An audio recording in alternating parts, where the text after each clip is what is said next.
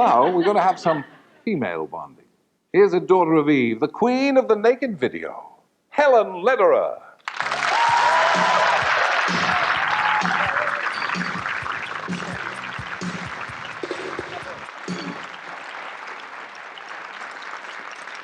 Gracious, it's good of you to come on a Friday night. I imagine you have lots to do. Oh, hundreds of things. It was lovely to be invited. What sort of a week did we have?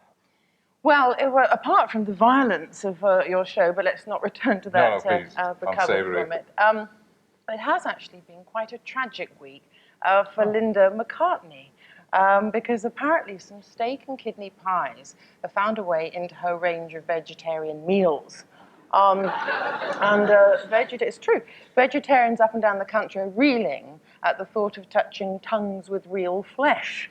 It's a true story, and Linda's trying to console them by saying it can't be worse than touching tongues with Paul. I put that in to get a cheap laugh at the beginning. And so you did. And yes, it was cheap, whether it was a laugh. Anyway, headline of the week has to go to The Sun, my favourite paper. On the day that 30,000 miners lost their jobs, their main story was William pushes chum's head down the loo. What story? Exactly, it is pertinent. Apparently his classmate had sneaked on him, and I think this bodes well for the future monarchy. One half of the country already down the toilet, and now Wills is helping the other half down. That's my week. Heartening. Yes. Anyhow, you get time to watch television? You watch a lot of the old box. Well, I watch you, Terry, because I'm one of your fans, as you know, and have been, which is why I'm here tonight.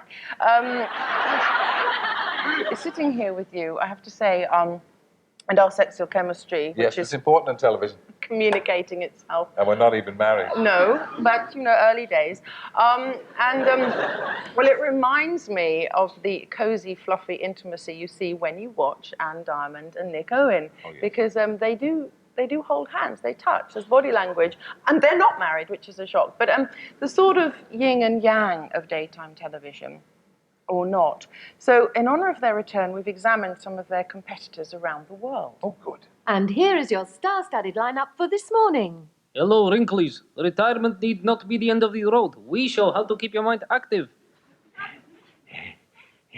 I want a Jackie Bicky. Hello, ladies. Welcome to Good Morning Iraq. Coming up, how to knit your own tank and mustaches. Is size important? What do you think, Judy?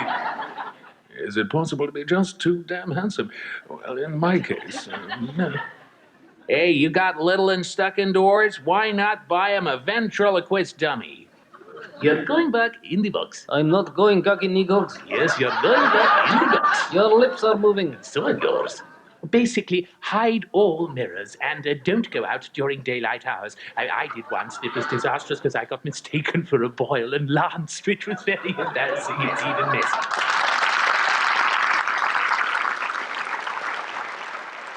I think what the danger is in this is that Madonna has been a great role model for a lot of young women.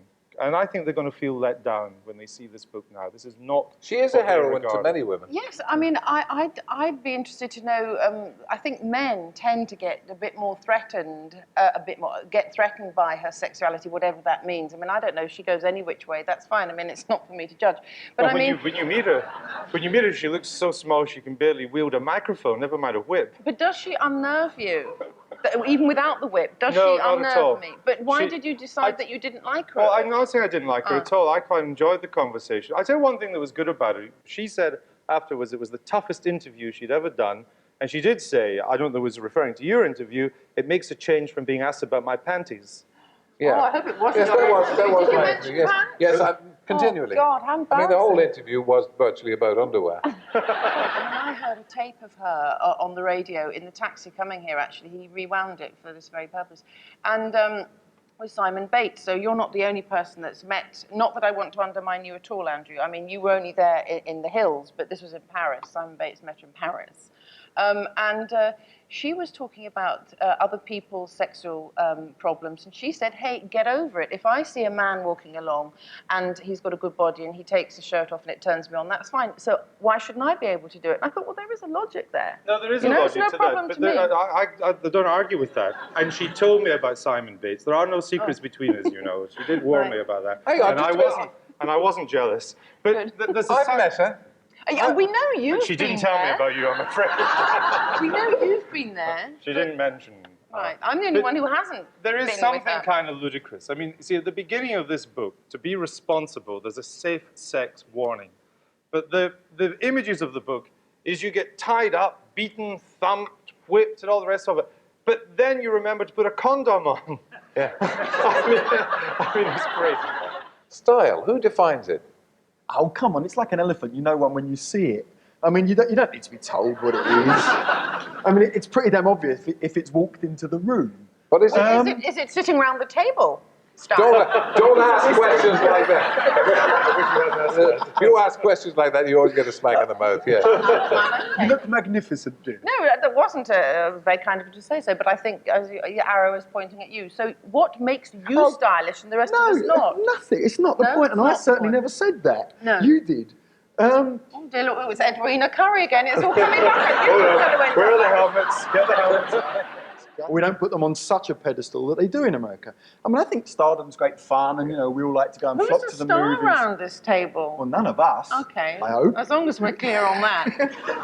Sorry. But equally, I don't. You shine for me. No, I'm trying to work out who your reference points are. well, no, Madonna then. He's a Madonna star, then. Oh, clearly. God, Let's again. talk about I didn't mention her. Well, thank God. By the way, I got the economy right. It was the Chancellor that got it wrong. Oh, I see. Yeah, well, can I? Yeah, exactly. It's all our money. Don't start in the royal family again. I didn't say a word. The prince had to sign his name on the document. He must have seen it crop up as a topic. Which actually makes me wonder just how much they dislike all the publicity. I mean, are they all really little Madonnas? That's what worries me about our princesses. Because I would like to use that word again if we could, because I don't think we've mentioned it enough. Paying attention, or has it gone over your head? Well, as Terry has rightly said, we've all been watching the presidential, just Andrew, because I'm speaking. Sorry. We have all been watching the She'll be in this presidential chair next week. debates. I won't be allowed on telly, Terry. And the thing that worries me is that they all think that they're in a movie. Because Bush thinks he's John Wayne, Clinton thinks he's Jimmy Stewart. He's your era, isn't he? Sorry. And Ross Perot thinks he's Elmer Fudd. Anyway, we've got a little outtake from the debate. See what you make of this, chaps. Where the problems of this country today is down to the Flintstones. Yes, the Flintstones. They have a yabba-doo time, a yabba-dabba-doo time, they have a gay old time, and who's paying for it? America, that's who. Yeah, I blame Wilma. Yeah, I do.